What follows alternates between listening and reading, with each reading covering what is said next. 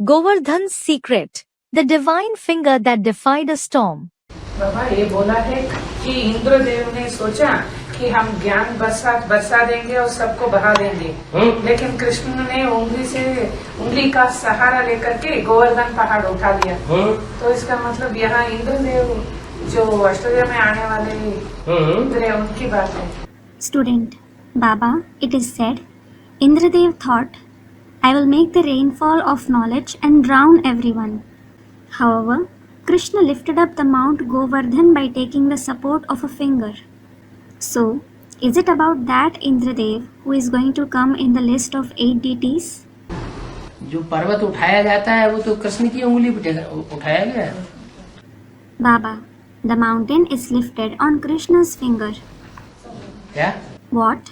अब कृष्ण जो है वो तो दुनिया वालों ने उस देवता को समझ लिया, लेकिन है किसकी बात? The people of the world have considered Krishna to be a deity. However, whom is it about? है जो भगवान का प्रैक्टिकल पार्ट है उसकी बात है। It is about the practical part of God. उस प्रैक्टिकल पार्ट बजाने वाले की, The one who plays that part in practice. जैसे हाथ सहयोगी होते हैं ऐसे उंगलियां भी तो सहयोगी है ना। Just like hands are helpers, similarly, fingers are also helpers, aren't they? सहयोगी हाथ के भुजा की भी सहयोगी कौन? Who is the helper of even the hands in the form of helpers? उंगलियां। The fingers. तो जो सहयोगी की भी सहयोगी है और उन सहयोगी उंगलियों में भी जो सबसे छोटी है। So, the one who is the helper of even the helper and the one who is the little finger even among those fingers in the form of helpers. क्या? What? उसको कहते हैं कनिष्ठ, कनिष्ठिका। It is called the little finger. सबसे छोटी। It is the littlest finger. उसके ऊपर पहाड़ उठा लिया। He lifted the mountain on it. क्या? What? अरे अंगूठा के ऊपर उठाया होता Arey, he would have lifted it on the thumb. तो भी बात थी। Still, it would have made sense. सो भी नहीं। That wasn't the case either. Indra का मान मर्दन करने के लिए ये दिखाया गया है कि जो छोटे से छोटा पुरुषार्थी है, To humble Indra's pride, it is shown that the lowest Purusharthi. क्या? What? रुद्रमाला का, Of Rudramala.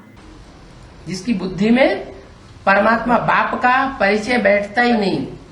The one in whose intellect the introduction of the Supreme Soul Father doesn't sit at all. भले साथ में सबसे जास्ती रहता है। Though she stays with him the most. क्या? What? बहुत मिलन मेला बनाता है, फिर भी बुद्धि में बैठता नहीं। She has celebrated the meeting with him to a great extent. Still, his introduction doesn't sit in her intellect. तो ऐसी छोटी उंगली उस पर पहाड़ उठा लिया। So, he lifted the mountain on such a little finger. काय का पहाड़? Which mountain? गौओं के बढ़ाने का पहाड़। The mountain that increases the number of cows.